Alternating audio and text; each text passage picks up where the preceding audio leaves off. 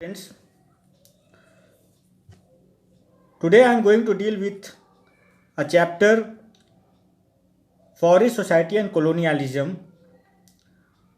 Although this chapter has been removed from the syllabus in this session, but the study of this chapter is important for all those students who are preparing for NTSC. And also, this chapter is relevant in the sense that it deals with the harmful effect on environment by the man-made activities due to the human intervention, how our environment was destroyed during the British period. That is the theme of this chapter. So it's very relevant for us to make study of this chapter, though it's not coming in this session. This chapter is not included in the syllabus in this session. So let's begin the chapter Forest Society and Colonialism. The chapter starts with the causes of deforestation in India during British period. During the British period, before the coming of the Britishers, our country, India, was rich in biodiversity, was rich in flora and fauna. But when the Britishers came to India and later on they became the administrator of our country, they adopted such policy which went a long way in destroying the forest of our country. The Britishers, as we all know, were guided by their imperialistic objective to exploit the resources of our country in order to boost their own industries, the industries of their own mother country. And with that objective in view, the Britishers adopted certain policies which greatly destroyed our rich forest resources.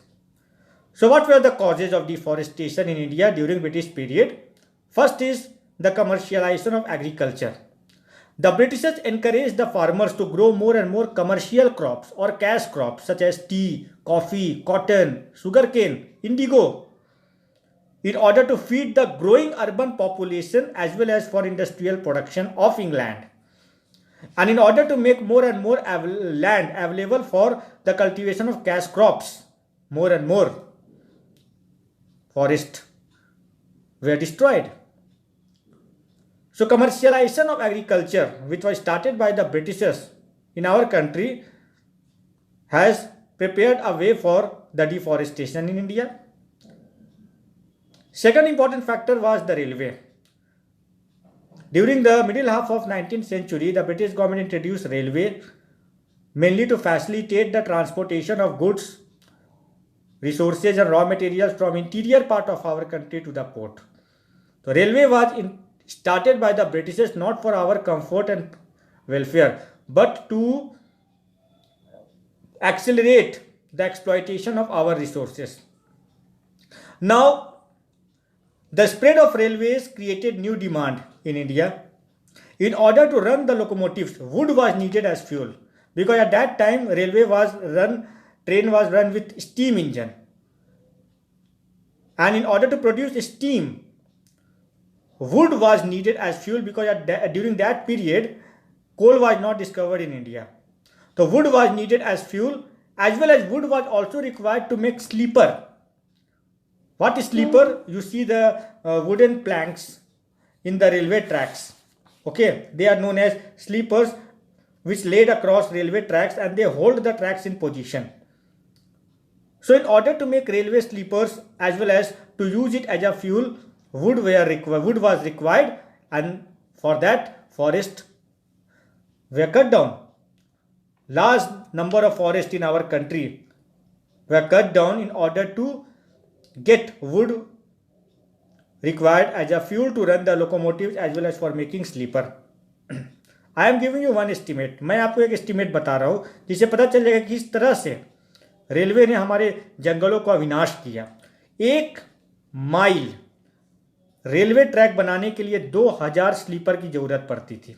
2000 sleeper rail track के बीच बीच में आप देखोगे अब तो लोहे का हो गया है ना, आयरन हो गया, आयरन स्लीपर्स आ गए हैं, लेकिन पहले लकड़ी के स्लीपर्स लगते थे। तो 1 माइल जो 1.6 किलोमीटर के बराबर होता है, रेलवे ट्रैक्स के लिए 2000 स्लीपर की ज़रूरत पड़ती थी।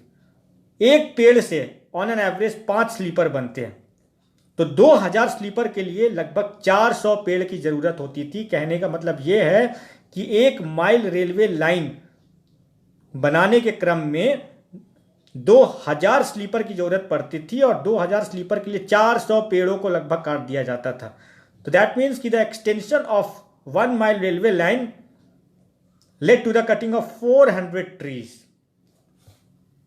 And when our country got independence, at that time the Britishers had established 4,75,348.9 miles railway track all over the country. तो आप समझ सकते हो कि इतने लाख माइल रेलवे ट्रैक को लगाने में कितने स्लीपर की जरूरत पड़ी होगी, कितने स्लीपर्स की जरूरत पड़ी होगी, और उतने स्लीपर्स के लिए कितने पेड़ काटे होंगे, आप इसका अंदाजा लगा सकते हो। तो railway left no stone unturned in destroying the forest of our country. Then building of ships. Large scale deforestation also took place in India for the want of more and more timber for building boats and ships, which were used for trading purposes as well as for waging war against other countries. In the war also boats and ships were required. Then plantation system. Large areas of natural resources were cleared to make way for tea, coffee and rubber plantation to meet growing needs for these communities. What is plantation? Plantation is also a type of commercial farming where a single crop is grown over a large area. We all know that the Britishers had established huge plantation system of tea and coffee, particularly in the northeastern part of the country, and for that the mountainous forests were cleared in order to make a way for this plantation system. Now, rise of commercial forestry. देखिए, अंग्रेज चाहते थे कि India के लोग जंगलों का इस्तेमाल ना करें, हम लोग करें, ताकि हम लोग जंगलों को अपने तरीके से यूज कर सके। तो जंगलों को बचाने के लिए अंग्रेजों ने एक जर्मन एक्सपर्ट को बुलाया था, उसने was Detrick Brandeis, and he was very soon in 1866 he was made the Inspector General of Forest of India, not Indian, of India. See his photo, Dietrich Brandis. So Dietrich Brandis took some steps in order to conserve the forest of India. He set up the Indian Forest Service in 1864 and he formulated the Forest Act of 1865. ये Forest Act क्या है मैं अभी आपको बताऊंगा। इसको हिंदी में हम लोग कहते हैं वन संरक्षण अधिनियम। जंगलों को बचाने के लिए 1865 में ये एक्ट तैयार किया था। Then in 1906 the Imperial Forest Research Institute was set up at Dehradun. The system of scientific forestry was started by Dietrich Brandis. What was scientific forestry? I will tell you about it. तो 1865 में जो है ना forest act जो बनाया गया, इस forest act को 2 बार अमेंड किया गया, in 1878 and in 1927. And what was this Forest Act?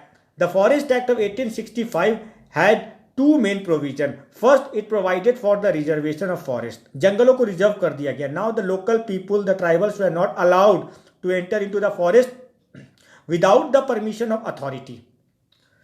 So the Forest Act provided for the reservation of forest and it also banned shifting cultivation. Shifting cultivation, जहाँ पेड़ों को, जंगलों में पेड़ों को काट के आदिवासी खेती करते थे, तो उसको बंद कर दिया गया, क्योंकि पेड़ काटने के क्रम में आदिवासी लोग जंगलों को तबाह कर रहे थे, और ऐसे सारे जंगल तबाह हो जाएंगे तो अंग्रेज फिर जंगलों का इस्तेमाल कैसे कर पाएंगे। तो शिफ्टिंग कल्टीवेशन को भी बैन किया गया, और इसी 1865 के एक्ट को 2 बार अमेंड किया गया, जैसे मैंने आपको बताया, इन 1878 में और 1927 में। और 1878 में जो अमेंडमेंट लाया गया फॉरेस्ट एक्ट में, उसमें क्या किया गया कि पूरे इंडिया के फॉरेस्ट को 3 कैटेगरी में डिवाइड कर दिया गया। They were reserve forest, protected forest and village forest. Reserve forest सबसे अच्छे फॉरेस्ट होते थे, जिसको पूरी तरह से अंग्रेजों ने रिजर्व कर दिया। It was commercially valuable for timber. Villages were not allowed to enter into this reserve forest. Protected forest, certain rights were given to the local people, certain rights, limited rights were given. And village forest, जो जिसमें अच्छे पेड़ नहीं होते थे, अच्छे quality के पेड़ नहीं होते थे, ओपन फॉरेस्ट होते थे, वो दे दिया गया ट्राइबल्स और विलेजर्स के लिए। जितने भी अच्छे जंगल थे, जहाँ पे अंग्रेजों को अच्छी क्वालिटी की लकड़ियां मिलती थी, जिसको हम लोग टिम्बर बोलते हैं। टिम्बर क्या होता है? Timber is that type of wood which is used for construction purpose, that is known as timber. तो where the Britishers could get timber for making sleeper, for making furniture, so that type of forest were reserved and were called as the reserve forest. That was the best category of forest in India. Now Dietrich Brandis has also started scientific forestry. ये scientific forestry क्या होता है? देखिए, scientific forestry is a system controlled by forest department in which old trees are cut and new ones are grown in their place. मतलब क्या होता था कि पुराने पेड़ों को काट दिया जाता था और उसकी जगह पे नए पौधों को प्लांट किया, एक ही तरह के पौधों को प्लांट किया जाता था एक रो में, है ना। In scientific forestry trees of different varieties are cut, क्योंकि जंगल में आप जाओगे ना तो एक ही तरह का पेड़ आपको नहीं मिलेंगे, अलग अलग तरह के पेड़ मिलेंगे। और एक ही तरह का पेड़ जो है के बीच में कई किलोमीटर का फासला रहता है। जैसे मान लीजिए आप जंगल में अगर आपको एक आम का पेड़ मिल गया तो उसी के बगल में दूसरा आम का पेड़ आपको नहीं मिलेगा, उसके लिए फिर और आपको काफ़ी दूर जाना पड़ेगा। तो अंग्रेजों को बहुत प्रॉब्लम होती थी in order to get the same species of plants at one particular place in the forest. तो what the Britishers did on the advice of Dietrich Brandis, trees of different varieties are cut and new trees of one single type which produce timber and wood used for building ships and railways grown in straight line. ठीक है, पुराने पेड़ों को काट के एक ही तरह के पेड़ के पौधों को लगा दिया जाता था एक रो में, और 15 साल 20 साल के बाद जब ये पेड़ बड़े होते थे तो एक ही तरह के पेड़ को अंग्रेजों को एक ही जगह पे मिल जाते थे। ठीक है, तो trees which are tall, straight, hard and produce timber and wood for ship building and railways are promoted and others are cut recklessly without any notice. जो पेड़ फायदेमंद होते थे उनको रखा जाता था और बाकी पेड़ों को काट के वहां पे एक ही तरह के पेड़ों को लगा दिया जाता था। गांव वालों ने इसका बहुत विरोध किया कि ये क्या तरीका है भाई, जंगलों को काट के फिर आप जंगल बना रहे हो, है ना। लेकिन अंग्रेजों ने उनकी बात नहीं सुनी और विलेजर्स को भी डिसअलाउ कर दिया गया कि इस तरह के फॉरेस्ट में आपको नहीं एंटर करने हैं। ओके, तो साइंटिफिक फॉरेस्ट्री, नाम तो इसका साइंटिफिक फॉरेस्ट्री था, लेकिन ये एक बिल्कुल अनसाइंटिफिक तरीका था कि आप पेड़ों को काट रहे हो और फिर से आप नए तरह के पेड़ आप लगा रहे हो। तो जंगलों को काट के फिर आप जंगल का निर्माण कर रहे हो। जंगल तो 2 दिन में कट जाएंगे, लेकिन जंगल बनने में 20 साल 25 साल लग जाएंगे। ये अंग्रेज नहीं सोचे। अंग्रेजों को सिर्फ अपना फायदा, अपना इंटरेस्ट, अपने कमर्शियल ऑब्जेक्टिव्स को फुलफिल करना था और कुछ नहीं। अगर आदिवासियों को मना किया गया कि आप शिफ्टिंग कल्टीवेशन नहीं करो क्योंकि आपके शिफ्टिंग कल्टीवेशन से जंगल का विनाश हो जाए, तो इसका मतलब ये नहीं कि अंग्रेज नेचर लवर थे, जंगलों को बचाना चाहते थे। वो जंगलों को नष्ट नहीं होने देना चाहते थे लोकल लोगों के हाथों से, ताकि वो लोग खुद जंगलों को नष्ट कर सके अपने फायदे के लिए। ओके, और इसका जबरदस्त विरोध हुआ। जंगलों को जब रिजर्व किया गया तो आदिवासी लोग जंगलों पे बहुत ज़्यादा डिपेंडेंट थे। जंगलों में उनके अपने घर होते थे, अपने गांव होते थे, अपने कब्रिस्तान होते थे। जंगलों के फलों को वो लोग खाते थे, जंगलों की चीज़ों को वो लोग मार्केट में, लोकल मार्केट या हाट में जाके ये लोग बेचते थे, है ना। अचानक से आपने जंगल को रिजर्व कर दिया, अब आदिवासी जंगल में एंटर नहीं कर सकते। They could not make use of the forest product without the permission of the authority, and authority will never never never give permission to them. See use of forest to the local. आदिवासी लोग किस तरह से जंगलों का इस्तेमाल करते थे। Fruits and tubers are nutritious to eat, they get fruit and tubers, they use to get herbs in from the forest which are use for medicine. लकड़ियाँ लेते थे ये लोग for making agricultural implements like yokes and plough. Bamboo, they use to get bamboo which are used for making excellent fences and for making baskets and umbrella. गोड का इस्तेमाल ये लोग करते थे as a water bottle. Leaves stitch together to make cups and plates. Creepers, creeping climbing plants were use for making ropes and oil. They use to get oil also from the forest. कुछ ऐसे फल होते थे जिनके बीजों को press करके ये लोग तेल निकालते थे। जैसे महुआ का जो फल होता है उसके बीज को प्रेस करके ये लोग तेल निकालते थे और उस तेल का इस्तेमाल ये लोग खाना पकाने में और लैंप को जलाने में, लाइटिंग लैंप्स में इस्तेमाल करते थे। ये तो बहुत कम एग्जाम्पल मैंने आपको बताया। बहुत सारे ऐसे प्रोडक्ट जिसका इस्तेमाल आदिवासी लोग अपने लिए करते थे, लेकिन अचानक से सब बंद कर दिया गया क्योंकि अब जंगलों के एक प्रोडक्ट का इस्तेमाल अंग्रेज करेंगे। See what were the impact of forest act? It's a very important question. That first of all this forest act ban shifting cultivation. मैंने अभी आपको बताया शिफ्टिंग कल्टीवेशन अब आप नहीं करोगे। Hunting and grazing of the local people in the forest were restricted and large European company को ठेके में दे दिया गया जंगल कि आप यहाँ के प्रोडक्ट को यूज करो और उसको ब्रांडाइज करके आप मार्केट में, इंटरनेशनल मार्केट में बेचो, और अंग्रेज सरकार को जो कमीशन और टैक्स मिलता था वो अलग। तो this forest act adversely affected the life of the local people, adversely affected the life of the tribals, particularly those who were living in and around the forest. They could not make use of the forest for any purpose without the permission of the authority. और बिना permission के अगर वो लोग जंगल में enter करते थे तो उनको पकड़ा जाता था। फॉरेस्ट गार्ड्स, फॉरेस्ट ऑफिसर्स उनको पकड़ते थे, उनको पीटते थे, उनको जेल में बंद कर दिया जाता था। इस तरह की चीजें आम बात हो गई थी हमारे देश में उस समय। इसी वजह से कई जगह पे आदिवासियों ने विद्रोह किया अगेंस्ट द फॉरेस्ट एक्ट, जिसमें बस्तर रिबिलियन काफ़ी फेमस था। हमारे झारखंड में भी बिरसा मुंडा ने, या उससे पहले संथालियों ने, या उससे पहले कोल लोगों ने भी विद्रोह किया था अंग्रेजों के खिलाफ। और बहुत सारे कारण थे अंग्रेजों के खिलाफ विद्रोह करने का, जिसमें एक कारण था फॉरेस्ट एक्ट भी, कि आपने हमारे जंगल को, आदिवासी लोग का तो नारा ही है जल जंगल और जमीन, जल जंगल और जमीन वो लोग अपना मानते हैं इसको, जिसको प्रकृति ने उन्हें दिया है, नेचर ने दिया। और ये किसी एक का नहीं होता, ये सब का होता है। तो अंग्रेज कौन होते हैं इसको अपने कंट्रोल में करने, क्यों किए कंट्रोल में, अपने कंट्रोल में करने वाले ये कौन होते हैं। तो कई जगहों पे आदिवासियों ने विद्रोह किया, जिसमें बस्तर रिबिलियन काफ़ी फेमस था।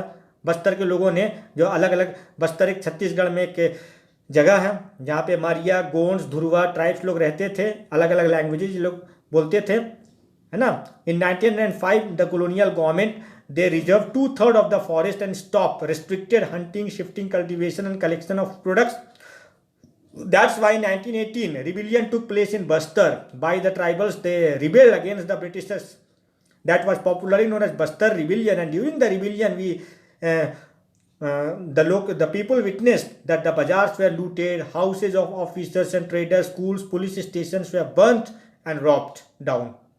The Britishers sent troops to suppress the rebellion, and very soon Bastar rebellion was completely suppressed by the Britishers.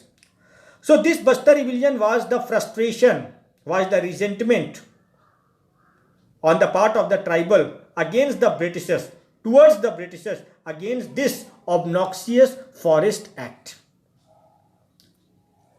So these are the causes of Bastar rebellion. Main causes was the reservation of the forest of Bastar. Okay. The people of Bastar is located in the southernmost part of Chhattisgarh.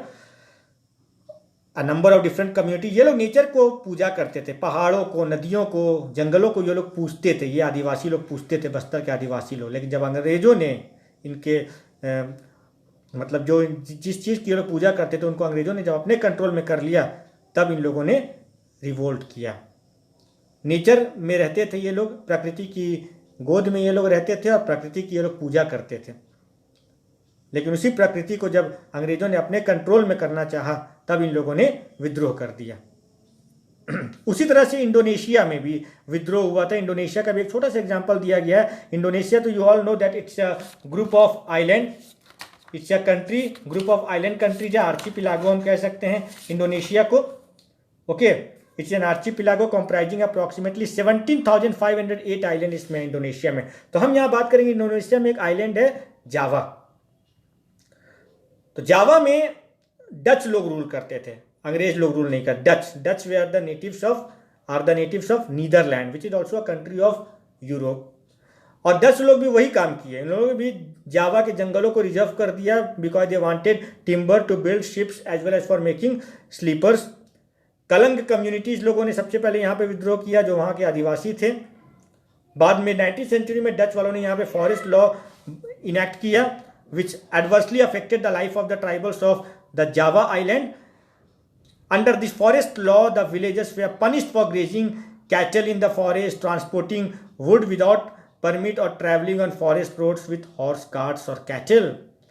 तो वहाँ लोग 10 लोगों ने एक system establish किया था जिसका नाम था ब्लैंडोंग डाइनस्टेन सिस्टम, जिसके तहत गांव वालों को बोला गया कि ठीक है, आप लोग जंगलों में जा सकते हैं, वहाँ खेती कर सकते हैं, लेकिन बदले में हमें फ्री में हमारे लिए काम करना होगा। क्या काम करना होगा? पेड़ों को काटना होगा, है ना। लंबरिंग का काम आप करिए, पेड़ों को काटिए, उसका लकड़ी का छोटा छोटा पीस करिए और अपने बैलगाड़ी में लोड करके जहाँ मैं बोलूँ वहाँ ले जाइए। ये काम अगर आप फ्री में करने के लिए तैयार होंगे तो आपको थोड़ी बहुत फॉरेस्ट में आपको खेती करने की इजाज़त दी जाएगी। ये सिस्टम था Blandong dynasty system, under which the Britishers seek the free services from the tribals in lieu of providing some land, forest land to them for agricultural purposes. लेकिन अंग्रेज कई आदिवासियों ने इस बात को नहीं माना। 1890 में सुरुंती को सामीन नाम के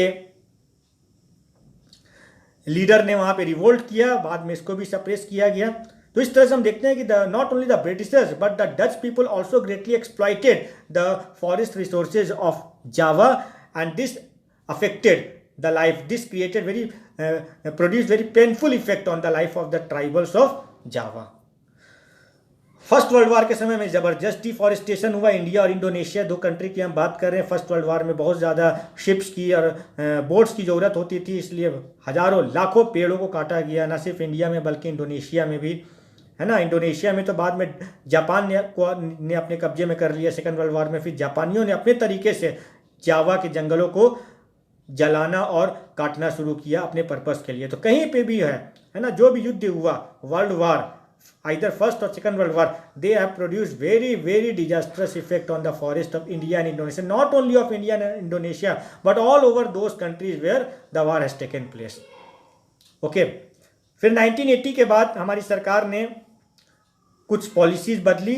देश आज़ाद हो चुका था, इसलिए हमारी सरकार ने डिसाइड किया कि जंगलों को प्रोटेक्ट करने का काम खुद जंगल के ही के आसपास रहने वालों को दे दिया गया, आदिवासियों को, और जो लोकल पीपल है वही लोग अब जंगलों की रक्षा करेंगे, इस शर्त पे कि वो लोग जंगल को डिस्ट्रॉय नहीं करेंगे। तो कुछ हद तक जो है our government has try to pacify the local peoples and tribals by allowing them to protect the forest on the condition of not destroying the same. तो इसके जरिए आज हमारी सरकार जो है बैलेंस स्थापित करने की कोशिश की among the government, forest and the local tribals. Okay, now students, I am going to show you a very interesting video. We all know that we the human beings are the most selfish creature of this earth, and what we are doing, we are for our own selfish motive. We are destroying our nature, we are destroying our environment without considering the fact that we are the part of nature, and once the nature is destroyed we will also get destroyed. लेकिन इस video में ये दिखाया गया कि किस तरह से एक ऐसी दुनिया के बारे में बताया गया है which is dominated by the animals, जिसको एनिमल्स लोग डोमिनेट कर रहे हैं और हम लोग जानवरों से छिप रहे हैं, भाग रहे हैं। तो जिस तरह से आज हम लोग नेचर को डिस्ट्रॉय कर रहे हैं, उसी तरह से जानवर जब वर्ल्ड को डोमिनेट कर रहे हैं, पूरे अर्थ को डोमिनेट कर रहे हैं, है ना, और हम लोगों को डिस्ट्रॉय कर रहे हैं। और कुछ जानवरों में ही कुछ पढ़े लिखे लोग जो है, प्रोग्रेसिव लोग जो है, नारा लगा रहे हैं और मूवमेंट शुरू किए, save the human beings, the human beings are on the verge of extinction, है ना। जिस तरह से हम लोग एक्सटिंक्ट कर दिए जानवर को, वैसे ही जानवर आज हमें एक्सटिंक्ट कर रहे हैं। एक दुनिया को दिखाया गया, ये बताया गया किस तरह से जो है, जो आज हम एनवायरनमेंट के साथ कर रहे हैं, नेचर के साथ कर रहे हैं, कल को अगर नेचर भी हमारे साथ ऐसा करने लगे तो फिर कैसा होगा हमारे साथ, हमें कैसा लगेगा। तो ये काफ़ी इंटरेस्टिंग वीडियो है related with this chapter also, so just watch and enjoy this video. Thank you.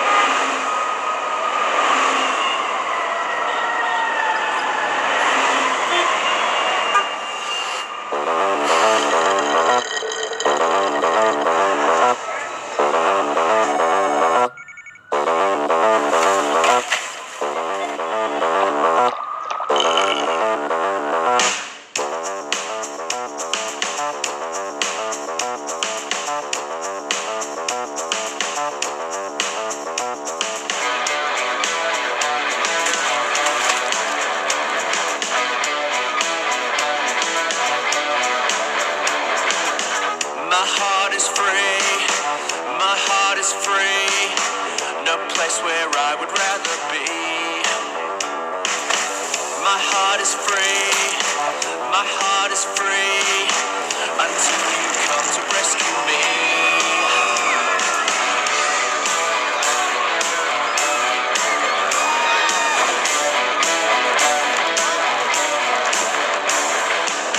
You find me here